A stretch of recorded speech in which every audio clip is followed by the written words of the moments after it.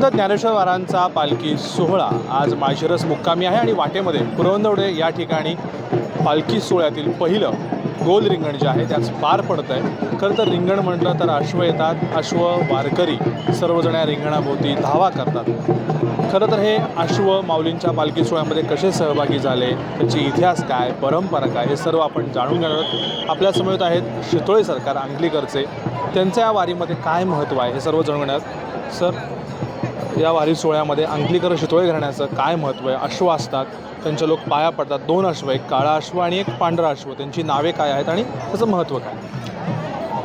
कसं आहे की ही परंपरा जुनी आहे आपली आणि हा जे काही सोहळा आज आपण पाहतोय तो भक्ती आणि शक्तीचा मेळावा असं म्हटलं तरी चालेल आणि दिव्य सोहळा आहे ज्याच्यावरती माऊलींचा कायमस्वरूपी आशीर्वाद आणि जे काही दोन अश्व आपल्याला इथं पुढं दिसतात आणि या सोहळ्याच्यासाठी सहभागी होतात त्यांच्यावरती ही माऊलींचा आशीर्वाद असल्याशिवाय त्यांची जी सेवा आहे ती त्यांना पार पडता येत नाही आणि ते दैवी शक्तीच आहे आणि त्यांच्यावर कायमस्वरूपी माऊलींचा आशीर्वाद आहे।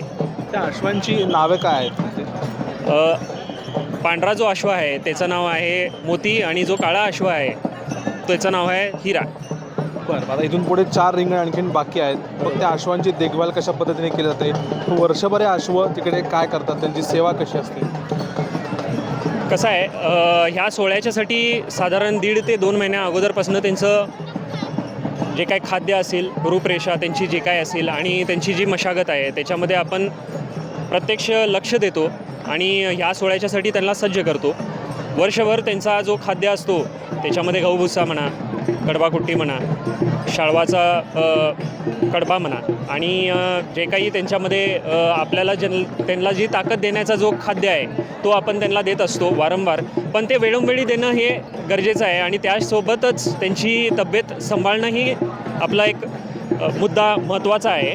तर ते ह्या सोहळ्यामध्ये काही त्यांना इजा होऊ नये, कारण कसं असतं हा दिव्य सोहळा जो आपण आज पाहायला लागलो आहे त्याच्यामध्ये भरपूर भाविक लोकांची मतं असतात, त्यांची भावना असतात की बाबा अश्वांच्या खालती जे रिंगण करत असतात ते रिंगण केल्यानंतर जी अश्वांच्या खालची माती आहे ती त्यांना कपाळाला लावायचं किंवा गोळा करायचं आणि आपल्या रानामध्ये ते टाकायचं, ते त्याचं महत्त्व म्हणतात ते। पण आमचं मत असं आहे की पूर्ण जोपर्यंत रिंगण सोहळा होत नाही तोपर्यंत भाविकांनी लांबनच नमस्कार करावा, म्हणजे त्याचा स्वरूप जो आहे तो आपल्याला छान पद्धतीने दिसून येईल आणि तो सोहळा सुखरूपेनं पार पाडेल।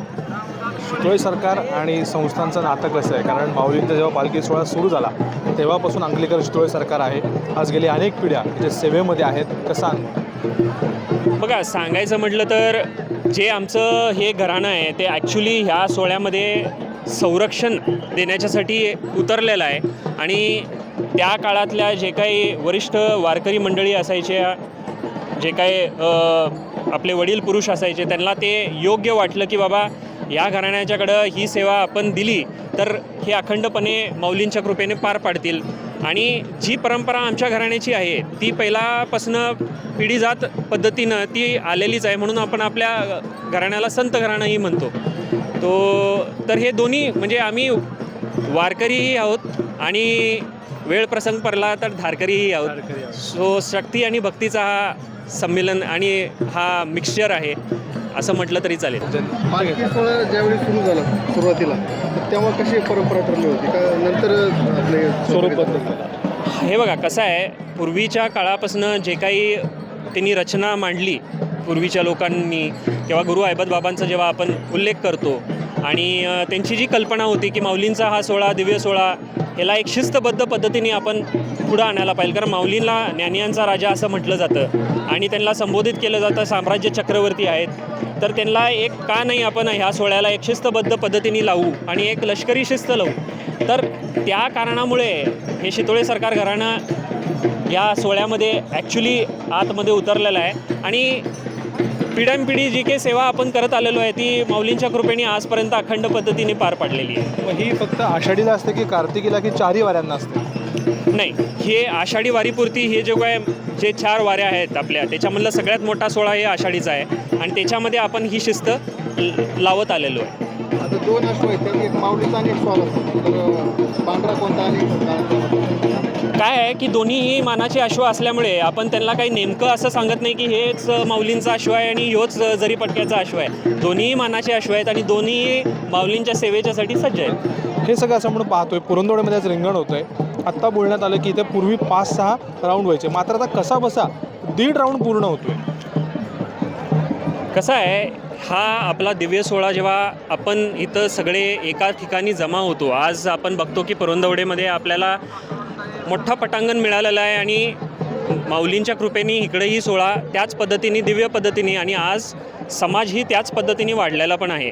तर आपल्याकडनं आपण किती दक्षता घ्यावी हे रिंगण सोहळा छान पद्धतीने पार पाडण्याच्यासाठी. तर मग आम्हाला विनंतीचं आम्ही आव्हान करत राहतो आणि हे करत आलेलो आहे की ठिकठिकाणी जिथं जिथं आपण बसलेले आहात तिथनं लांबनं नमस्कार जरी केला तरी तो जो काय वेग असतो अश्वांचा, जो काय रिंगणामध्ये त्यांचं जे काही किती राऊंड असतील तर ते सुखरूपेनं पार पाडतील आणि त्यांची सेवा माऊलींना ते व्यक्त करू शकतील. आणि काय होतं की ठिकठिकाणी माणसांचे भाविकांचे भावना असतात की बाबा आपण जेव्हा राऊंड मारत असतील किंवा त्यांचं रिंगण होत असतं, ते रिंगण व्हायच्या अगोदरच आपण त्यांच्या पायाखालची माती घेण्याचा प्रयत्न करतो. त्याच्यात काय होतं, एक सगळ्यात पहिला अश्वांना त्यांचा फटका बसू शकतो, कारण त्यांचा जो वेग आहे तो त्यांना थांबवण्याचं, कारण ते मुख जनावर आहे, नियंत्रण करणं त्यांना शक्य नाही आहे. दुसरं, कोणालाही जे कोण माऊली भक्त आहेत, जे कोण विठुरायांचे भक्त आहेत त्यांनाही इजा होऊ शकतो.